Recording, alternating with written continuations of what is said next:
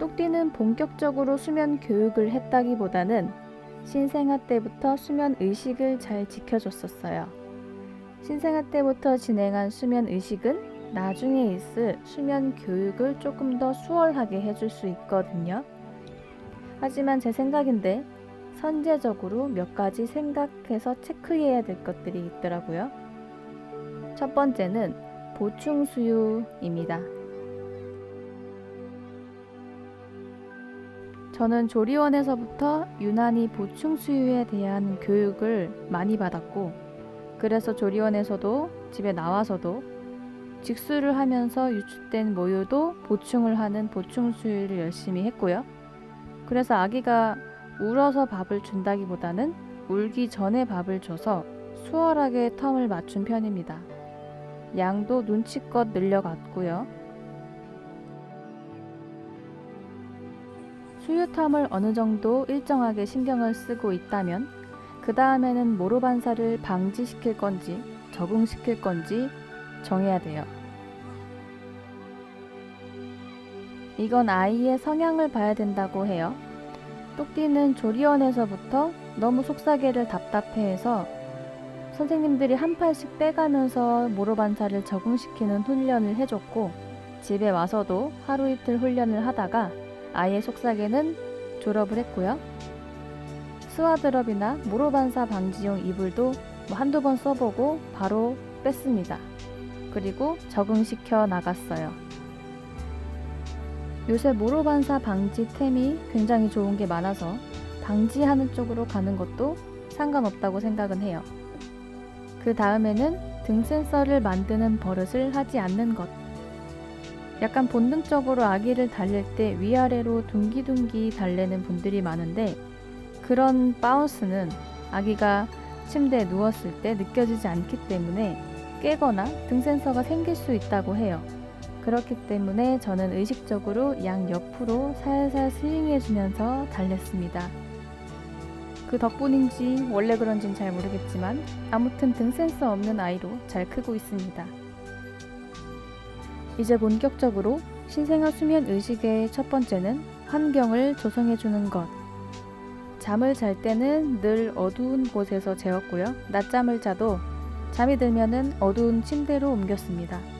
온도는 습도 이렇게 유지를 해주고, 낮에는 자고 있든 말든 소음 노출을 활발하게 해줬고, 밤에는 완벽하진 못하지만 조용히 해주면서 낮과 밤을 구분시켜줬습니다.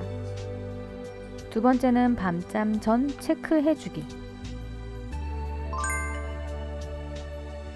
목욕은 마지막 수유 1시간 전에. 그리고 기저귀나 손톱은 꼭 잘 갈아주셔야 되고요. 모유 수유 중이었지만 막수는 분유로 좀 넉넉히 배부르게 급여했어요. 잠을 깨우는 한이 있더라도 트름은 확실하게 해줬습니다. 이 시기에는 먹다 잠드는 경우가 되게 많기 때문에 열심히 트름을 시켜도 결국 트름을 하지 않았다면 역류 방지 쿠션이나 세워서 안아준 상태로 한 10분 정도 있다가 눕혔습니다. 그리고 침대에 눕혀줄 때는 옆으로 살짝 돌아가게끔 눕혀줬어요. 등 뒤에는 이불이나 수건을 말아서 지지만 해주면 스스로 자면서 팔은 만세, 다리는 벌리고 등은 붙이고 자는 가장 이상적인 수면 자세로 바꾸더라고요. 저는 쪽쪽이를 쓸 때 개인적으로 입면 후에 제가 직접 빼는 게 더 편해요. 쪽쪽이가 빠졌다고 깨는 일이 거의 없게 되더라고요. 그리고 세 번째는 잠든 후인데 이게 제일 중요하다고 생각합니다.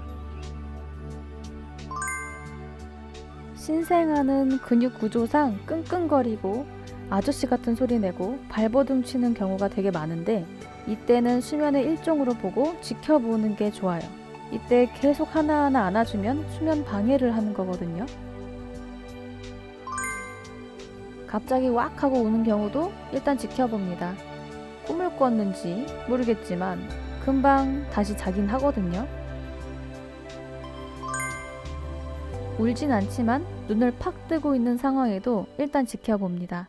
그러다가 초점책을 보거나 어느 한 불빛을 보거나 멍 때리다가 갑자기 또 훅 자거든요. 지켜보는데 너무 짜증이 섞인 울음이거나 너무 길어지거나 하면은 토닥여 주다가 안아서 달래주고 진정시켜 준 다음에 다시 눕힙니다.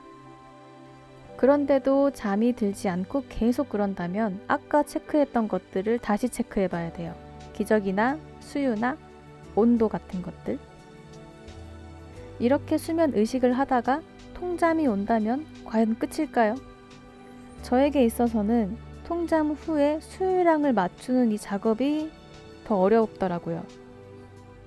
잠을 자는 시간이 길어지고 수유 텀이 길어지게 된다면 필연적으로 수유량이 한번 꺾이는 날은 오게 될 텐데 이때는 아이의 상황에 맞춰서 방법을 정해야 돼요. 똑띠는 41차부터 7시간 정도를 자면서 새벽 수유가 끊겼고요. 그래서 낮 시간에 총 수유량을 맞추는 게 가장 베스트였어요. 하지만 1회 수유량을 높이는 거는 또 어느 정도 한계가 있는 일이었고 텀을 줄여본다거나 자면서 수유를 하는 꿈수를 해본다거나 여러 가지 방법을 시도해봤지만 저는 결국 마지막 수유는 텀에 상관없이 정해진 시간에 먹인다는 방법으로 수유량을 맞췄어요. 깨지 않고 잠을 자는 통잠이 8시간, 9시간 정도를 육박할 때쯤에는 방을 분리하는 방 분리수면을 시도하기가 수월해지고요. 똑띠도 방 분리수면 이후에 10시간으로 수면의 시간도 늘어나고 질도 좋아졌어요. 그 후에도 시간은 쭉쭉 늘어서 현재는 11시간에서 13시간 정도 자고 있어요. 사실 이런 방법들은 다 에바의 일이기 때문에 모든 것에 절대적인 건 없다고 생각을 해요. 아이의 기질이나 본인의 성향이나 집안의 상황마다 다 다를 수 있는 거니까요. 제가 한 여러 가지 수면 의식이나 방식들은 참고만 해주세요.